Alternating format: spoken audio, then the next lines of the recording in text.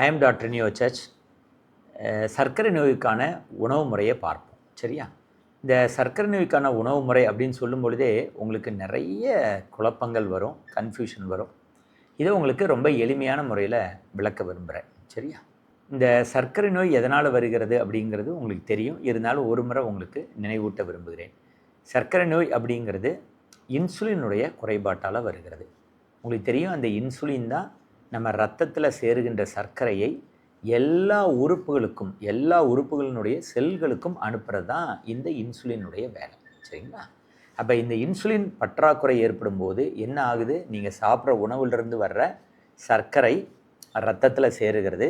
அந்த ரத்தத்தில் இருக்கிற சர்க்கரை தான் உடலில் இருக்க எல்லா உறுப்புகளுக்கும் இந்த இன்சுலின் மூலமாக எடுத்து செல்லப்படுது. இப்போ இன்சுலின் இல்லாதனால என்ன ஆகுது? உங்களுக்கு அந்த சர்க்கரை ரத்தத்தில் பயங்கரமாக தேங்குது. சரி, இப்படி தேங்குறதுனால என்ன பிரச்சனை? தேங்கட்டுமே, அதனால் என்ன ப்ராப்ளம் அப்படின்னு கேட்டிங்கன்னா, இந்த சேருகின்ற சர்க்கரை நம்ம ஒவ்வொரு உறுப்புகளினுடைய இரத்த குழாய்களில் படிகிறது. நார்மலாக அந்த சர்க்கரை நம்ம உறுப்புகள் சக்திக்காக யூஸ் பண்ணணும். ஆனால் இந்த இடத்துல என்ன ஆகுது? சர்க்கரை நோயாளிகளுக்கு அந்த இரத்தத்தில் இருந்து யூஸ் பண்ணப்பட வேண்டிய சர்க்கரை, எனர்ஜிக்காக பயன்படுத்தப்படக்கூடிய அந்த சர்க்கரை இப்பொழுது என்ன ஆகுது? இரத்த குழாயில் படிகிறது. இப்படி ஒவ்வொரு நாளும் படிகிற சர்க்கரை என்ன ஆகுது? ஒரு காலகட்டத்தில் அந்த இரத்த குழாயை முழுவதுமாக அந்த சர்க்கரை அடைக்கிறது. அப்போ அந்த சர்க்கரை அடைச்ச உடனே என்ன ஆயிடுது? உங்களுக்கு ஒரு ஸ்டேஜில் உங்களுக்கு கம்ப்ளீட்டாக அந்த இரத்த குழாய் பிளாக் ஆகிடுது. அப்போ தான் சொல்கிறோம், ஹார்ட்டு போடுற இரத்த குழாய் பிளாக் ஆகிறதுனால ஹார்ட் அட்டாக் வருது. கிட்னிக்கு போடுற இரத்த குழாய் பிளாக் ஆகிறதுனால கிட்னி வேலை செய்ய மாட்டேங்கி, மூளைக்கு போடுற இரத்த குழாய் அடைக்கிறதுனால ஸ்ட்ரோக் வருது அப்படின்னு சொல்கிறோம், பக்கவாதம். ஸோ இப்படி நம்மளுக்கு இந்த இரத்தத்தில் தேங்கக்கூடிய சர்க்கரை உறுப்புகளினுடைய இரத்த குழாயில் படிஞ்சு எல்லா விதமான உறுப்புகளும் ஒரு காலகட்டத்தில் டேமேஜ் ஆகிடுது. ஸோ அதற்காக தான் நம்ம என்ன பண்ணுறோம்? ரத்தத்தில் சர்க்கரையை விடக்கூடாது. அப்போ 2 விதமான ட்ரீட்மெண்ட் இருக்குது. இன்சுலினை நாம் சுரக்க வச்சு அல்லது இன்சுலினை வெளியிலிருந்து போட்டு அதை என்ன பண்ணுறோம்? ஒவ்வொரு உறுப்புகளும் ரத்தத்தில் இருக்க சர்க்கரையை பயன்படுத்தும்படியாக செய்கிறோம். இது ஒரு பக்கம். ஒவ்வொரு உறுப்புகளும் பயன்படுத்துவதற்கு தேவையான இன்சுலின் அல்லது என்ன தேவையோ அதை விட மிதமிஞ்சிய இன்சுலினை சுரக்க வைக்கக்கூடிய கெப்பாசிட்டி உங்களுக்கு இருக்குது. இப்போ உங்களுக்கு உடம்புல இன்சுலின் இல்லாதனால இப்போ நீங்கள் என்ன பண்ண போகிறீங்க?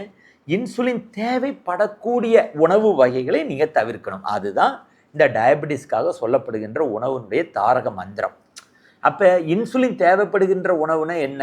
உங்களுக்கு உணவில் 3 சத்து இருக்குது. கார்போஹைட்ரேட், மாவுச்சத்து, புரதச்சத்து, கொழுப்பு சத்து. எந்த ஒரு உணவு எடுத்தாலும் இந்த 3க்குள்ளே ஏதாவது ஒன்று இருக்கும். பட் இதில் ரொம்ப இம்பார்ட்டண்ட்டாக உங்களுக்கு புரிஞ்சிக்க வேண்டியது என்னென்னா, இந்த கார்போஹைட்ரேட் எனப்படக்கூடிய மாவுச்சத்துக்கு தான் இந்த இன்சுலின் உங்களுக்கு தேவைப்படுது. அப்போ மாவுச்சத்து, கார்போஹைட்ரேட் அதிகமாக இருக்கக்கூடிய உணவு வகைகளை நீங்கள் எடுத்துக்கொள்ளும் பொழுது உங்களுக்கு நிறைய இன்சுலின் தேவைப்படும். ஆனால் உங்கள் உடம்புல இப்போ இன்சுலின் போதுமானதாக இல்லை.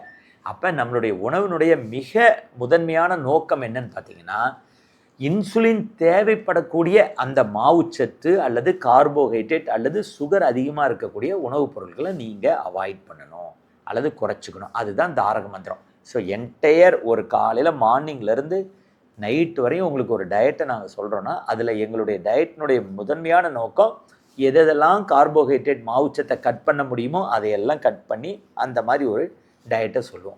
சரி, இப்போ நீங்கள் காலையில் நம்ம முழித்த உடனே என்ன டயட் அப்படின்னு கேட்டிங்கன்னா, காலையில் முழித்த உடனே நம்ம என்ன குடிப்போம்? காஃபி அல்லது டீ. ஸோ டயபெட்டிஸ் பேஷண்ட்டுக்கு காஃபி டீ குடிக்கிறதுல ஏதாவது ப்ராப்ளமா? எந்த ப்ராப்ளமும் இல்லை. தாராளமாக காஃபி அல்லது டீ தாராளமாக எடுத்துக்கலாம். சரி, இந்த காஃபி டீயில் கூட சர்க்கரையை சேர்த்துக்கணுமா அப்படின்னு கேட்டால், என்னை பொறுத்தவரை நான் காஃபி டீயில் 1 டீஸ்பூன் சுகரை நீங்கள் ஆட் பண்ணிக்கலாம்னு சொல்லுவேன். ஏன்னா 1 டீஸ்பூன் சுகர் ஆட் ஆகிறதுனால நம்மளுக்கு பெருசாக ரத்தத்தில் சர்க்கரையினுடைய அளவு மாறப்போகிறது இல்லை. இன்னொன்று, 1 டீஸ்பூன் சுகர் போடுறதுனால பெரிய அளவில் உங்களுக்கு சர்க்கரை அளவு மாறலைனாலும் ஒரு குவாலிட்டி ஆஃப் லைஃப், நம்மளும் 1 டீஸ்பூன் சுகர் போட்ட காஃபி டீயை தான் மற்றவங்கள மாதிரி நம்ம சாப்பிட்றோம் அப்படிங்கிற ஒரு உணர்வு இருக்கும். அதனால் காஃபி டீயில் தாராளமாக 1 டீஸ்பூன் சுகர் சேர்க்கலாம். இல்லை எனக்கு காஃபி டீயில் அந்த 1 டீஸ்பூன் சுகர் போட்டு அதனால் எனக்கு ஒரு 5 10 மில்லிகிராமோ 15 மில்லிகிராமோ எதற்கு சுகர் ஏறணும் அப்படின்னு நீங்கள் நினச்சிங்கன்னா, அந்த 1 டீஸ்பூன் சுகர் போடாமலும் நீங்கள் காஃபி டீயை குடிக்கலாம். ஆனால் நீங்கள் எதை செஞ்சாலும் ஒரு தடவை முடிவெடுத்துட்டிங்கன்னா, காஃபி டீயில் அந்த 1 டீஸ்பூன் சுகர் போடுவேன் அப்படின்னு சொல்லி முடிவெடுத்துட்டிங்கன்னா, தொடர்ந்து போடுங்க. இல்லை ஒரு டீஸ்பூன் சுகர் போடலை அப்படின்னு முடிவெடுத்துட்டிங்கன்னா போடாமையே இருங்க. சரிங்களா? இது மார்னிங்கில் மற்றவங்களை கம்பேர் பண்ணும்போது, நார்மல் பர்சனை கம்பேர் பண்ணும்போது உங்களுக்கு எந்த வித வித்தியாசமும் இல்லை. கரெக்டாக? காஃபி டீ இந்த எடுத்துக்கலாம் தாராளமாக. சரி, அடுத்து காலையில் டிஃபன் என்ன மாதிரி சாப்பிட்லாம்? ஸோ டிஃபன் வரும்பொழுது பார்த்திங்கன்னா ஒரு 2 விதமான குரூப் இருக்குது. ஒன்று அரிசி மாவால் செஞ்ச ஐட்டம். அரிசி மாவால் செய்கிறது என்ன? இட்லி, தோசை, ஊத்தாப்பம். சரியா? அதை ஏதோ ஒன்று சூஸ் பண்ணலாம். அப்படி இல்லை அப்படின்னா நம்மளுக்கு கோதுமை, திணை வகைகள் இதெல்லாம் ஒரு குரூப். இதில் ஏதாவது ஒன்று நீங்கள் சூஸ் பண்ணி ரெகுலராக நீங்கள் சாப்பிடலாம். அதாவது கோதுமை, சிறுதானியங்களை ஏதாவது ஒன்று சூஸ் பண்ணி சாப்பிட்லாம். சரி டாக்டர், ஒரு நாள் அரிசி மாவு idli dosa, Monday, Tuesday 2 chapati, Wednesday Pongal, இந்த மாதிரி மாறி மாறி சாப்பிடலாமா? ஏன் நீங்கள் அப்படி ஏதோ ஒரு வகையை மட்டும் சாப்பிடுங்க அப்படின்னு சொல்கிறீங்க அப்படின்னா, நான் ஏற்கனவே சொன்ன மாதிரி 3 விதமான உணவு வகைகள். எது? அரிசி மாவுன்னு ஒரு உணவு வகைகள், அதிலிருந்து இட்லி தோசை நம்மளுக்கு கிடைக்குது. இன்னொன்று கோதுமை, கருப்பு சிறுதானியங்கள், கருப்பு கவுனி ரைஸு, திணை, கேழ்வரகு இதிலிருந்து தயாரிக்கப்படக்கூடிய உணவுகள் ஒரு குரூப்பு. இன்னொன்று சாதமான வகைகள், அதான் நீங்கள் பொங்கல் சொன்னீங்க, பொங்கல். சரியா? இப்போ 3 குரூப் இருக்குது. என்னென்னா இந்த 3 குரூப்லேயுமே நம்மளுக்கு 3 விதமான சுகர் வரும். சரிங்களா? இப்போ ஒருத்தருக்கு ஃபார் எக்ஸாம்பிள் ஒருத்தருக்கு இட்லி தோசை சாப்பிட்றாரு, அவருக்கு 250 சுகர் வருதுன்னு வச்சுக்கோங்களேன். இதே நீங்கள் சப்பாத்தி, சிறுதானியம் சாப்பிட்டிங்கன்னா 210 வரும். ஒரு 40 டிஃப்ரென்ஸ் வரும். இதே பொங்கல் சாப்பிட்டிங்கன்னா 300, 320 வரும். அப்போ நீங்கள் இருக்கிறதுலே சிறுதானியங்கள் சாப்பிட்டிங்கன்னா 210, ஒரு இட்லி தோசை சாப்பிடும்பொழுது அரிசி மாவு 250, பொங்கல் சாப்பிடும்போது 300. இப்போ இந்த 3 குரூப்பையும் நீங்கள் மாற்றி மாற்றி சாப்பிடும்போது என்ன பிரச்சனை அப்படின்னா, நீங்கள் ஒரு டெஸ்ட்டை ஒரு டாக்டரை பார்க்கும்போது என்ன பண்ணுவீங்க, ஒரு 2 மந்த்ஸ் கான்ஸ்டாக நீங்கள் டெஸ்ட் பண்ணுவீங்க. சரியா? ஒரு வெறும் வயிற்றில் ஒன்று சாப்பிட்டதுக்கப்புறம் எடுப்பீங்க. இப்போ வெறும் வயிற்றில் ஒரு டெஸ்ட் எடுத்துடுறீங்க, அப்புறம் ஒரு டிஃபன் சாப்பிட்டுட்டு 2 ஹவர்ஸ் கழித்து ஒரு டெஸ்ட் எடுக்கிறீங்க. இப்போ இந்த டிஃபன் சாப்பிடும்போதே ஃபார் எக்ஸாம்பிள் இன்றைக்கி நீங்கள் பொங்கல் சாப்பிட்றீங்க, பொங்கல் சாப்பிட்டுட்டு 2 ஹவர்ஸ் கழித்து ஒரு டெஸ்ட் எடுக்கிறீங்க. பொங்கல் சாப்பிட்டுட்டு உங்களுக்கு ஒரு 320 சுகர் வருதுன்னு வச்சுக்கோங்க. அப்போ நீங்கள் அன்றைக்கி அந்த 320 சுகரோட அந்த டெஸ்ட்டினுடைய ரிசல்ட்டை டாக்டர்கிட்ட காண்பிக்கிறீங்க. அப்படி காமிக்கும் போது என்ன ஆகுது, டாக்டர் அந்த 320லேருந்து சரியா 150 வர்ற மாதிரி உங்களுக்கு சுகரை குறைக்கிறதுக்கு டாக்டர் மாத்திரை மருந்து எழுதுவார். இப்போ நீங்கள் டெஸ்ட் எடுக்கும்போது பொங்கல் சாப்பிட்டு பொங்கலுக்கு தேவையான மருந்து மாத்திரைகளோ அல்லது இன்சுலின் போட்டுட்டிங்கன்னா இன்சுலின் அந்த 320லேருந்து 150 கொண்டு வர மாதிரி இன்சுலினை உயர்த்தியோ கொடுத்துருவாங்க. அதை நீங்கள் வாங்கிட்டு போயிடுறீங்க. வாங்கிட்டு போயிட்டு அடுத்த நாள் நீங்கள் சப்பாத்தி சாப்பிட்றீங்க. நான் சொன்னேன் சப்பாத்தியில் எவ்வளோ வரும்னு சொன்னேன், 210 வரும். இப்போ நீங்கள் மெடிசன் வாங்கிட்டு போனது என்ன, பொங்கல் சாப்பிட்டு 320 சுகர் வந்து இந்த 320க்கு தகுந்த மாதிரி நீங்கள் மெடிசனை வாங்கிட்டு போயிட்டு அடுத்த நாள் நீங்கள் சப்பாத்தி சாப்பிடும்போது 210 தான் சப்பாத்தியிலேருந்து வர சுகரே. ஆனால் நீங்கள் மெடிசன் போட போகிறது இப்போ 320 சுகருக்கு. அப்போ you may end up in low sugar. அப்போ உங்களுக்கு லோ சுகர் வந்துடும். அதனால தான் நாங்கள் ஒரே மாதிரியே சாப்பிட சொல்கிறோம். சப்போஸ் நீங்கள் சப்பாத்தி சாப்பிட்றீங்க, சாப்பிட்டு டெஸ்ட் எடுக்கிறீங்க, அன்றைக்கி டெஸ்ட் எடுக்கிறீங்க, அன்றைக்கி 210ன்னு வருது. அப்போ நீங்கள் என்ன பண்ண போகிறீங்க, 210ங்கிற சுகருக்கு தகுந்த மாதிரி மெடிசனை வாங்கிட்டு போயிடுறீங்க. அந்த மெடிசனை வாங்கிட்டு போயிட்டு அடுத்த நாள் பொங்கல் சாப்பிடும்போது பொங்கல்லேருந்து 320 வருது. ஆனால் வாங்கிட்டு போனது மெடிசன் 210க்கு. அப்போ 100 சுகர் என்ன ஆகும், அதிகமாக இருக்கும். அதை இந்த மாத்திரை மெடிசனால் குறைக்க முடியாது. ஆனால் நீங்கள் வாங்கிட்டு போனது 210க்கு தானே. சப்பாத்திக்கு வாங்கிட்டு போயிட்டு அடுத்த நாள் நீங்கள் பொங்கல் சாப்பிட்றீங்க. அப்போ இந்த 100 எக்ஸ்ட்ரா சுகர் இருக்குல்ல ரத்தத்தில், அது என்னாகும், பயன்படுத்தப்படாமல் நம்ம உடம்புல அது நேராக ரத்த குழாயில் படிஞ்சு அப்படியே டெபாசிட் ஆகிடும். இந்த மாதிரி ரத்த குழாயில் படிகிற சுகரை ரிமூவ் பண்ணுறதுக்கு எந்த மெடிசனும் இல்லை.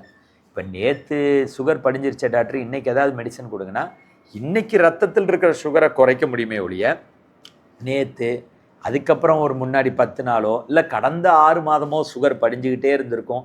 ஒவ்வொரு நாளும் 400ன்னு 3 வருஷமாக வச்சுருப்பீங்க. 3 வருஷமாக 400 சுகர் அங்கே உறுப்பில் போய் படிஞ்சிட்ருக்கோம். அந்த படிஞ்ச சுகரை எடுக்கிறதுக்கு மெடிசன் கொடுங்கன்னா ரிமூவ் பண்ணுறதுக்கு 1 கோடி ரூபா கொடுத்தா கூட மெடிசன் இல்லை. அதனால தான் நாங்கள் வலியுறுத்தி என்ன சொல்கிறோன்னா, நீங்கள் ஃப்ரீக்வெண்ட்டாக டெஸ்ட் பண்ணி அப்பப்போ ஏறுற சுகரை அப்பப்போ கிளியர் பண்ணுங்கள். நீங்கள் மொத்தமாக சுகர் படிஞ்ச பிறகு அது ஒரு நிவாரணமாக நீங்கள் வந்தீங்கன்னா அதற்கு பெரிய பலன் இருக்காது. அதனால தான் சுகரை படிய விடாமல் தடுக்கணுன்னா இந்த மாதிரி ஒரு ஸ்டாண்டர்டாக ஒரு குரூப் டயட்டை நீங்கள் ஃபாலோ பண்ணுங்கள். அப்போ நீங்கள் முடிவெடுத்துட்டீங்க, மார்னிங் வந்து ஒன்று அரிசி மாவுனா அந்த அரிசி மாவில் இருக்கிறதே சாப்பிடுங்க. இட்லி, தோசை, ஊத்தப்பம், கிரேவி கூட சாம்பாரோ, அப்படி இல்லைன்னா ஈவன் சிக்கன் கிரேவி. சிக்கன்லாம் பார்த்தீங்கன்னா 0 சுகர். சிக்கன் கிரேவி கூட இட்லியும் சாப்பிட்லாம். ஆனால் என்ன ஒரு பெரிய வித்தியாசத்தை நீங்கள் காமிக்கூடாதுன்னா, நீங்கள் சாம்பாரில் 5 இட்லி சாப்பிட்றீங்க சாம்பார் வச்சு டெய்லியும். திடீர்னு ஒரு நாள் சிக்கன் கிரேவி வரும்போது டேஸ்ட்டுனால 5 இட்லியிலிருந்து 7 இட்லின்னு சாப்பிட்றீங்கன்னு வச்சுக்கோங்க. நீங்கள் ரெகுலராக 5 இட்லி சாப்பிட்டுட்டு அதுக்கேற்ற மாதிரி உங்களுக்கு மெடிசன் போட்டிருப்பாங்க டாக்டர். அப்போ 5 இட்லிக்கு ரெகுலராக மெடிசன் அதுக்கேற்ற மாதிரி டிசைன் பண்ணி வாங்கிட்டு திடீர்னு சிக்கன் கிரேவி சாப்பிட்டு அதில் உங்களுக்கு டேஸ்ட்டாக இருக்குன்னு 7 இட்லி சாப்பிடும்போது அந்த 2 இட்லி எக்ஸ்ட்ரா சாப்பிட்றீங்களா, அதிலிருந்து வர்ற சுகரை கண்ட்ரோல் பண்ணுற கெப்பாசிட்டி இந்த மருந்துக்கு இருக்காது. அதனால தான் நாங்கள் எப்பயுமே சொல்லுவோம், நீங்கள் ஒரு அரிசி மாவோ அல்லது கோதுமை சிறுதானியங்களில் ஏதோ ஒன்று வகையை தேர்ந்தெடுத்துட்டிங்கன்னா அதையே தொடர்ந்து சாப்பிடணும். அளவு மாறக்கூடாது. எனக்கு அரிசி மாவு தான் பிடிக்குன்னா இட்லி தோசை ஊத்தாப்பம் எடுங்க, ஆனால் அளவு ஒரே அளவு. என்ன அளவு நீங்கள் எடுக்கிறீங்கிறத நீங்களே ஃபிக்ஸ் பண்ணிக்கங்க. நிறைய டைம் எங்கே ஃபெயிலியர் ஆகும்னா, ஒருத்தருக்கு சில பேருக்கு 5 இட்லி சாப்பிட்டா தான் வயிறு நிறமும், அப்போ தான் ஆக்டிவாக இருப்பார். ஆனால் அவரை நம்ம வலுக்கட்டாயமாக உனக்கு சுகர் இருக்குது அதனால் வெறும் 2 இட்லி சாப்பிடுன்னா என்ன ஆகும் அப்படின்னா, அவர் சாப்பிடுவார். ஆனால் 11 மணிக்கு ஒரு பசி வரும். அப்போ உட்காந்துட்டு அப்போ எந்த ஃபுட்டும் கிடைக்காது. உடனே ஒரு கடலை மிட்டாய், ஒரு வாழைப்பழம், ஏதாவது ஒரு நொறுக்கு தீனி, அது இந்த இருக்கிற இட்லியை விட மோர் டேஞ்சரஸ். அப்போ அதனால தான் நாங்கள் என்ன சொல்கிறோன்னா, அளவை நீங்கள் ஃபிக்ஸ் பண்ணி உங்கள் உடம்பு இந்த அளவு தேவைப்படுதுன்னு ஃபிக்ஸ் பண்ணி அதே அளவை மெயின்டைன் பண்ணுங்கள். டேஸ்ட்டின் காரணமாக அளவை கூட்டாதீங்க. எனக்கு எப்பயுமே 3 இட்லி தான் சாப்பிடுன்னா டெய்லி 3 இட்லி சாப்பிடுங்க. கிரேவி நான் சொன்ன மாதிரி சிக்கன் கிரேவியோ பட்டாணி குருமாவோ சாம்பாரோ எது வேணாலும் சாப்பிடுங்க. ஸோ அப்போ நீங்கள் மார்னிங் டிஃபன் எப்படி எடுக்கணும்னா, ஒரு குரூப்பை ஃபிக்ஸ் பண்ணுங்கள். அரிசி மாவுனா அரிசி மாவே, ஆனால் அளவு மாறக்கூடாது. அளவு நீங்களே ஃபிக்ஸ் பண்ணி அந்த அளவுலேருந்து மாறாதீங்க. டேஸ்ட்லேருந்து டெஸ்ட் எடுக்கும்போது கூட அதே அளவு தான், சரியா? அல்லது எனக்கு திணை வகைகள், நான் எந்த மாதிரி தானியங்கள் போகிறேன்னா அதுலேயே கருப்பு கவனி தோசையோ அல்லது குதிரைவாளி தோசையோ அல்லது சப்பாத்தி எதுனா அதை அப்படியே ரெகுலராக சாப்பிடுங்க. அளவும் நீங்கள் மாறக்கூடாது. ஸோ ஒரு நாள் சப்பாத்தி குதிரைவாளி ரைஸ், இன்னொரு நாள் இட்லி தோசைன்னு சாப்பிட்டிங்கன்னா சுகர் ஒரு நாளைக்கு ஏறி ஏறி இறங்கும். நாங்கள் ஒரே மெடிசன் தான் ஃபிக்ஸ்டாக கொடுக்குறோம். அப்போ நீங்கள் உங்களுடைய உணவுனுடைய அளவும் ஒரே மாதிரி இருக்கணும்னு தான் நாங்கள் பிரியப்படுறோம். ஸோ இப்போ காலை உணவு உங்களுக்கு புரிஞ்சிருச்சு, சரியா? அடுத்தது மதியானம், அடுத்தது ஒரு 11 மணிக்கு நாம் என்ன சாப்பிடலாம், அதே மாதிரி ஈவினிங் 5 மணிக்கு என்ன சாப்பிடலாம், இதுதான் நிறைய பேருக்கு குழப்பம். மதியானம் ஒரு குழப்பமும் உங்களுக்கு இருக்க போகிறதில்ல. மதியானம் எல்லாருமே நம்ம சாதம் தான் சாப்பிடுவோம். ஆனால் மதியானம் சாதம் சாப்பிடும் பொழுது பொதுவாகவே சாதத்தில் தெரியும் உங்களுக்கு நிறைய மாவுச்சத்து இருக்குது. மாவுச்சத்துக்கு நிறைய இன்சுலின் தேவை. அந்த இன்சுலின் நம்ம உடம்புல இல்லை. அதனால் பேசிக்காக பார்த்திங்கன்னா அரிசியினுடைய அளவை கொஞ்சம் கம்மி பண்ணிவிட்டு காய்கறிகளை நீங்கள் நிறைய எடுத்துக்கணும். காய்கறிகளை நிறைய எடுத்துக்கிட்டு சாப்பிட்ற அந்த வெள்ளை ரைஸினுடைய போர்ஷனை கொஞ்சம் கம்மி பண்ணிக்கங்க. அதுதான் பெட்டர், சரியா? சரி, இது மதியானம். அப்போ மார்னிங் முடிஞ்சிருச்சு, மதியானம் முடிஞ்சிருச்சு. இந்த மதியானங்கும் போது அந்த காய்கறியில் நிறைய பேர் கேட்குறது உருளைக்கிழங்கு சாப்பிடலாமா அப்படின்னு கேட்டிங்கன்னா, உருளைக்கிழங்கு பொதுவாகவே உருளைக்கிழங்குல மாவுச்சத்தும் அதிகமாக இருக்குது, கேலரிஸும் அதிகமாக இருக்குது. கொஞ்சம் வெயிட் போடுறதுக்கு வாய்ப்பு இருக்குது உருளைக்கிழங்கு. மற்றபடி பீட்ரூட் கேரட்டில் மிதமான சுகர் இருக்குது. என்றைக்காவது ஒரு நாள் சாப்பிட்லாம், அதில் ஒன்றும் பெரிய தவறு இல்லை, சரியா? ஆனால் காய்கறிகளை முடிஞ்ச அளவுக்கு வேக வச்சு சாப்பிட பாருங்கள். அதை ஃப்ரை பண்ணாதீங்க. ஃப்ரை பண்ணும்போது கொஞ்சம் கொலஸ்ட்ரால் ஏறதுக்கு வாய்ப்பு இருக்குது. அப்போ மதியானம் உணவும் நம்மளுக்கு முடிஞ்சிருச்சு. இப்போ காலையிலையும் உங்களுக்கு சொல்லிட்டேன். அதுக்கப்புறம் night tiffin 2 option as usual. ஒன்று அரிசி மாவு குரூப்பு, அப்படி இல்லைன்னா கோதுமை தானியம் வகைகள் இதெல்லாம். ஸோ இதில் ஏதாவது ஒன்று நீங்கள் ஃபிக்ஸ் பண்ணி அளவையும் ஃபிக்ஸ் பண்ணி இதில் எந்த சேஞ்சும் வரலைன்னா உங்களுக்கு எந்த கன்ஃபியூஷனும் வரவே வராது. முக்கியமாக இந்த டெஸ்ட் பண்ணும் பொழுதே மாதத்தில் எவ்வளவு பெரும்பாலான உணவு என்ன எடுக்கிறீங்களோ அதை தான் டெஸ்ட் அப்பையும் எடுக்கணும். நிறைய பேர் பார்த்திங்கன்னா எல்லா நாளும் இட்லி சாப்பிடுவாங்க. டெஸ்ட் எடுக்கும்போது பொங்கல் அன்றைக்கி திடீர்னு ஹோட்டலில் பொங்கல் சாப்பிட்டு இங்கே டெஸ்ட் எடுத்துருவாங்க. அன்றைக்கி சுகர் அதிகமாக இருக்கும். தீவிரமாக விசாரிக்கலைன்னா அந்த அதிகமாக இருக்கிற சுகருக்கு டோஸை ஏற்றி கொடுத்துருவோம் பொங்கலுக்கு. அடுத்த நாள் பார்த்தா இட்லி சாப்பிடுவாங்க, உடனே லோ சுகர் ஆயிரும். எந்த ஒரு உணவை நீங்கள் எடுத்துக்கிட்டாலும் சுகர்னு வந்ததுன்னு ஒன்று எடுத்துக்கிட்டாலும் பல்வேறு விதமான உணவு வகைகள் நிறைய சோசியல் மீடியாவில் புக்கில் டாக்டர்ஸ்லாம் சொல்லுவாங்க. பட் என்னென்னா என்னை பொறுத்தவரை எந்த மோட் ஆஃப் டிரான்ஸ்போர்ட்டில் போக போகிறோங்கிறது நீங்கள் தான் முடிவு பண்ணணும், சரியா? அப்போ என்ன ஒரே ஒரு கான்செப்ட் வச்சுக்கணுன்னா, நான் பணத்தை மிச்சப்படுத்துகிறேன் அப்படின்னு சொல்லிட்டு நான் நடந்து போகிற மாதிரி நான் எடுத்துக்க வேண்டிய மாத்திரையினுடைய அளவை நான் கம்மி பண்ணிக்கணும் அப்படின்னு சொல்லிட்டு ஒரு ஸ்ட்ரிஞ்சன்ட் டயட்டு சில பேர் ஃபாலோ பண்ணுவாங்க. ஸ்ட்ரிஞ்சன்ட் டயட்டுனா காலையிலையும் திணை வகைகள், கருப்பு கவுனி ரைஸு அது எல்லாம் சாப்பிடுவாங்க. மதியானமும் கருப்பு கவுனி சாதம் சாப்பிடுவாங்க. நைட்டும் பார்த்திங்கன்னா சப்பாத்தின்னு சொல்லுவாங்க. ஸோ இதன் மூலம் நீங்கள் கொள்ள வேண்டிய மாத்திரைகளுடைய அளவை கம்மி பண்ணலாம். ஆனால் அதை சஸ்டெயின் பண்ண முடியுமா அப்படிங்கிறது உங்கள் கையில் தான் இருக்குது. இது வந்து இங்கேருந்து மதுரைக்கு நடந்து போகிறதுக்கு சமம். இவ்வளோ ஸ்ட்ரிஞ்சண்ட்டாக எந்த பழங்களும் சாப்பிடாம, காஃபி டீ சாப்பிடாம, வெறும் சிறுதானியம் அப்படின்னு சொல்லி கொஞ்சம் கூட ஒரு ஃப்ளெக்சிபிளாக இல்லாமல் அப்படியே போவாங்க. ஆனால் இதனால் பெரிய பெனிஃபிட் என்னென்னா, குட், வெல் அண்ட் குட். உங்களால் எடுத்துக்கிற மாத்திரையினுடைய அளவை கம்மி பண்ண முடியும்.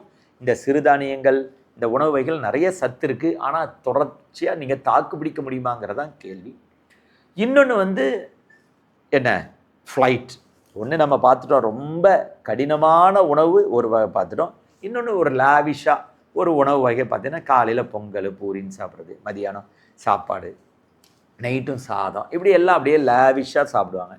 அதெல்லாம் பார்த்திங்கன்னா உங்களுக்கு இன்சுலினுடைய அளவு அதிகமாக தேவைப்படும். அப்படிலாம் இல்லாமல் காலையிலையும் நைட்டும் டிஃபன், மதியானம் சாப்பாடு, இடையில நான் ஆப்ஷனல் ஐட்டம் சொன்னேன், அதில் ஏதாவது ஒன்றை ஃபிக்ஸ் பண்ணி சாப்பிடணும். என்னை பொறுத்தவரை ஒரு டயபெட்டிக் பேஷண்ட் வந்து பழங்களை எடுத்துக்கொள்வது நல்லது. ஏன்னா பழங்களில் நிறைய ஆன்டி ஆக்சிடென்ட் இருக்குது, மினரல்ஸ் இருக்குது, நார்ச்சத்து இருக்குது, பல வகைகள், ஈவன் அது கேன்சர்லாம் தடுக்குதுன்னெலாம் கண்டுபிடிச்சிருக்காங்க. காய்கறிகளை நீங்கள் எடுத்துக்கணும். அதே மாதிரி நான்வெஜ்ஜு, சிக்கன், ஃபிஷ்ஷு தாராளமாக எடுத்துக்கலாம், 0 சுகர், ஆனால் எண்ணெயில் போடக்கூடாது. அதே மாதிரி என்னை பொறுத்தவரை டீ, காஃபி தாராளமாக 2 சாப்பிடலாம். தேவைன்னா நியூட்ரி சாய்ஸ் எல்லாம் நீங்களே மெனுவை டிசைன் பண்ணிக்கலாம். ஸோ இது எனக்கு தெரிஞ்சு ட்ரெயினில் போகிற மாதிரி பெட்டர் சாய்ஸு நான் ஃபீல் பண்ணுறேன். பட் எந்த ஒரு உணவையும் நீங்கள் என்ஜாய் பண்ணி சாப்பிட்ற பட்சத்தில் உணவை முழுவதுமாக டிசைன் பண்ண வேண்டிய மிகப்பெரிய பொறுப்பு உங்களுக்கு தான் இருக்குது. அந்த உணவை நம்ம தேர்ந்தெடுக்கும் பொழுது நம்மளால் தொடர்ந்து தாக்கு பிடிக்க முடியுமா என்பதை யோசிச்சு கொள்ளுங்கள். அதுதான் ரொம்ப ரொம்ப இம்பார்ட்டன்ட். மற்றபடி எல்லா வகையிலுமே நீங்கள் அந்தந்த மருத்துவர்களையும் உணவுச்சத்து நிபுணர்களையும் ஆலோசித்து ஒரு முழுமையான உணவு திட்டத்தை பெற்றுக்கொள்ளுங்கள். ஸோ நான் சொல்வது உங்களுக்கு நல்லா புரிஞ்சிருக்கும்னு நினைக்கிறேன். ஏதாவது உங்களுக்கு சந்தேகங்கள் இருக்குமானால் என்னை நீங்கள் என்னுடைய நம்பரில் தொடர்பு கொள்ளலாம். நன்றி.